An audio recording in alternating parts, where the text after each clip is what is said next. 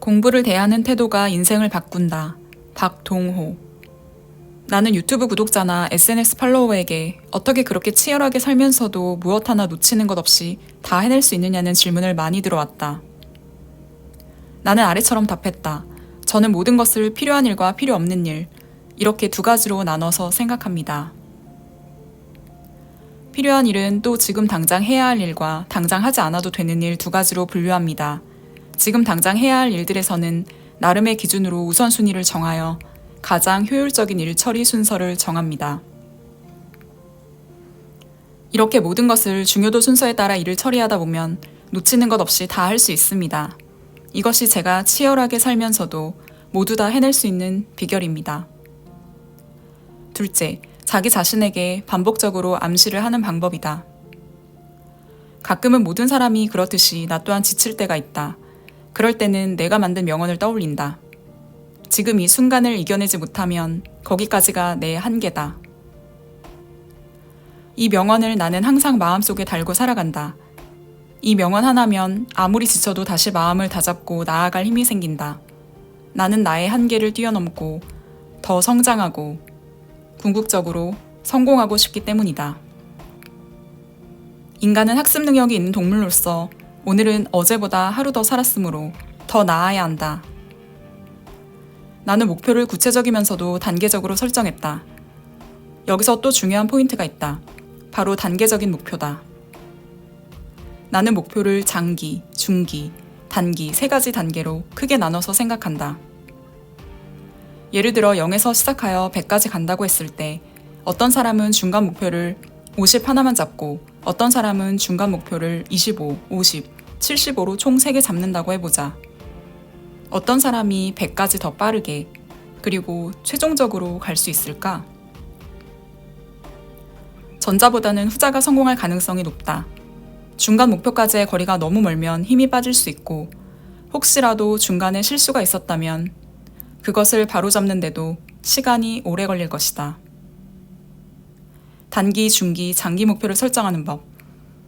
각각의 기간별 목표와 목표 설정을 위한 구체적인 예시는 다음과 같다. 단기 목표 예시. 첫째 날에 1시간 동안 수학 문제를 10문제 풀 수 있었다면 둘째 날에는 11문제를, 셋째 날에는 12문제를 풀어내면서 속도를 조금씩 높인다. 만약 셋째 날에 12문제를 풀지 못했다면 넷째 날에 다시 12문제에 도전한다. 넷째 날에 12문제에 성공하면 다섯째 날에 다시 13문제로 목표치를 늘려본다. 단기 목표 기간은 1시간에서 1주에 해당한다.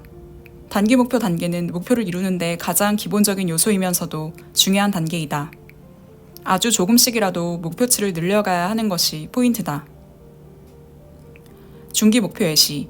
첫째 날에 1시간 동안 수학 문제를 10문제 풀었는데 일주일째 되었을 때 15문제까지 풀 수 있게 되었다.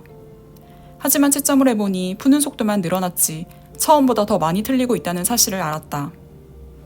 다시 돌아와서 이번에는 1시간에 13문제만 풀되 정확도를 높이는 것을 목표로 했다.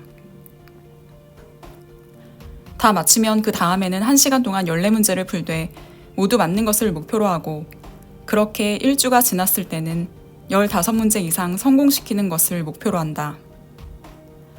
2주에는 20문제, 3주에는 25문제, 마지막 1개월이 지났을 때는 1시간 동안 30문제를 모두 풀되 다 마치는 것을 목표로 삼는다. 중기 목표 기간은 1주에서 1개월에 해당한다. 단기 목표에서 어느 정도 역량을 늘려왔다면 중기 목표 단계에서는 단기 목표 때의 성과를 돌아보며 자기 평가와 피드백을 한다. 장기 목표 예시. 현재 고2, 수학 성적이 3등급인 나의 최종 목표는 서울대학교에 합격하는 것이다. 이 목표를 이루기 위해서는 모든 과목 중에서도 특히 수학을 잘해야 한다. 수능에서 수학 100점을 얻기 위해서는 고2 마지막 모의고사 때 2등급까지 올리고 겨울방학을 적극 활용하여 고3 첫 모의고사 때 수학 1등급을 받아내며 고3 마지막 모의고사까지 1등급을 유지하며 성적을 상승 곡선으로 만드는 것이 목표다. 장기 목표 기간은 1개월에서 1년 이상이다. 장기 목표는 최종 목표인 꿈까지 가기 위한 큰 마일스톤을 제시해야 한다. 단기 목표, 중기 목표에서 단련된 역량을 통해 큰 방향을 잡고 꿈을 향해 나아가야 하는 것이다. 성공한 사람들의 공통점은 무엇일까? 바로 항상 새벽 늦게까지 일을 한다는 것이다. 대표적으로 간편 송금 서비스를 제공하는 토스의 이승건 대표가 있다.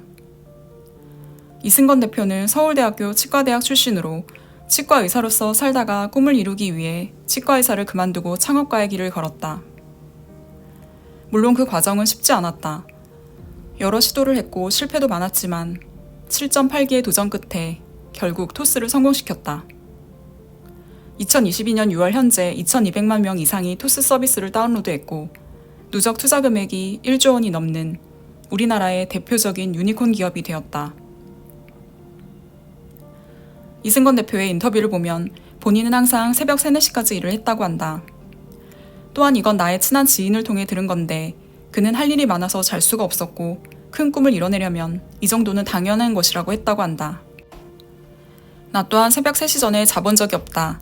의대 본과 3학년이었던 24살 당시 유튜브 채널 의대생 TV 운영을 시작하면서 힘든 의대 학업을 병행해야 하니 당연하게도 잘 시간이 없었다.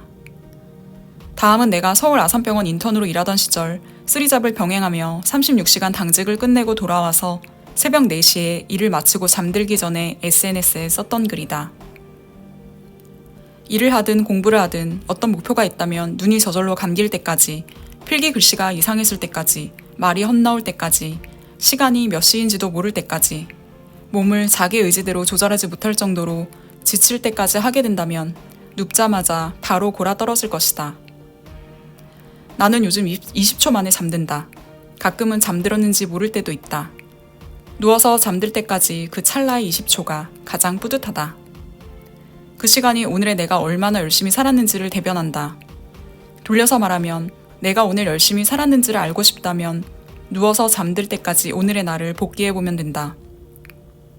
이렇게 산 지도 벌써 2년이 넘었다.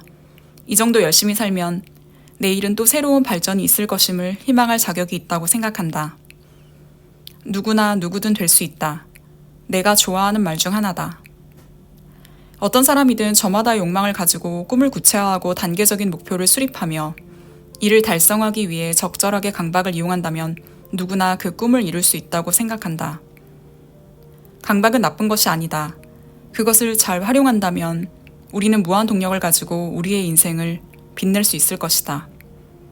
멘탈을 흔드는 것은 외부의 사건이지만 멘탈을 깨트리는 것은 결국 나 자신이다.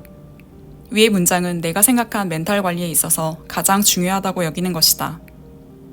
나는 이 생각만으로도 90% 이상 멘탈 관리가 된다.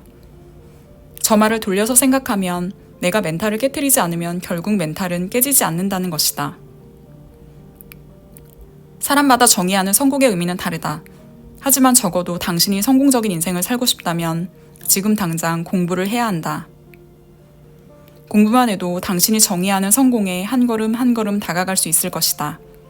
이 책이 당신의 공부 인생의 터닝포인트가 되길 바란다. 어떠셨나요? 오늘은 의사 박동호 씨의 책 공부를 대하는 태도가 인생을 바꾼다를 소개해드렸습니다. 이 책은 자신의 한계를 넘어 목표를 이루는 7가지 기술이라는 부제가 붙은 동기부여 공부법 관련 책입니다. 책의 저자인 박동호 씨는 서울 여의도고등학교에서 전교 1등을 한 번도 놓치지 않고 수석 졸업했다고 하는데요. 중학교 때는 전교 150등이었던 그는 스스로 공부 방법을 터득하고 난 뒤 울산대 의대에 합격했습니다. 의대 본과 3학년에 재학 중이던 시절 유튜브 의대생 TV를 시작하고 창업까지 한 그는 정말 열심히 살고 있는 청년이었습니다. 이 책을 읽으면서 제가 한 생각은 성공하려면 저렇게 무언가에 미칠 정도로 몰두해서 열심히 해야 하는구나 라는 생각을 했습니다. 다들 돈 많이 벌고 싶다, 좋은 직장 다니고 싶다, 아무 걱정 없이 여행 다니면서 편하게 살고 싶다 이렇게 생각하곤 하는데요. 역시 세상에 공짜는 없구나 라는 걸 느꼈습니다. 의대에 가고 싶다면 누구보다 공부를 밀도 있게 집중해서 장시간 해야 합니다. 이걸 누구나 알지만 실천하는 사람은 드물죠. 박동호 씨는 꿈을 이루는 계획의 포인트로 단계적인 목표를 설정해야 한다고 말합니다. 단기, 중기, 장기적 목표를 나눠 세부적으로 계획을 짜서 실천해야 한다고 합니다. 0에서 시작해 100까지 간다고 했을 때 어떤 사람은 중간 목표를 50 하나만 잡고 어떤 사람은 중간 목표를 25, 50, 75로 총 3개 잡는다고 했을 때 후자가 목표를 이룰 가능성이 더 높다는 겁니다. 우리가 새해에 세운 계획을 단기간에 포기하는 이유는 뭘까요? 너무 거창한 목표를 이루려 하다 보니 엄두가 안 나 미리 포기해버리는 건 아니었을까요? 박동호 씨의 방법처럼 단기, 중기, 장기 계획을 차분히 세워보세요. 어찌 보면 성공은 굉장히 간단할 수도 있습니다. 계획을 똑똑하게 짜고 그걸 실천만 한다면요. 모두 실천을 안 하거나 하다가 포기해버리기 때문에 결국 목표도 이루지 못하게 되죠. 그런데 공부에 왕도가 없듯이 먼저 내 목표를 달성할 수 있는 계획을 짜고 그것을 아주 조금씩이라도 실천해 나간다면 자신의 목표에 한 걸음 더 다가갈 수 있습니다. 과연 이런 실천을 한 사람이 1년 전의 모습과 똑같을까요? 아닙니다. 1년이라는 시간을 세부적으로 쪼개 실천해 나간다면 당신의 1년 뒤는 많은 것들이 달라져 있을 겁니다. 느슨해진 인생에 열정을 되찾고 싶으신 분들에게 공부를 대하는 태도가 인생을 바꾼다를 추천해 드릴게요. 우리는 인간이기 때문에 나날이 발전해가야 성취감을 느끼고 살아있다는 느낌을 받습니다. 그리고 이 느낌이 곧 우리를 살아가게 합니다. 내 꿈, 내 인생을 위해 치열하게 노력해 본 적이 있는가? 없다면 지금도 늦지 않았습니다. 지금 노력하면 당신의 1년 뒤는 달라집니다. 제 영상이 도움이 되셨다면 구독과 좋아요, 알림 설정 부탁드릴게요.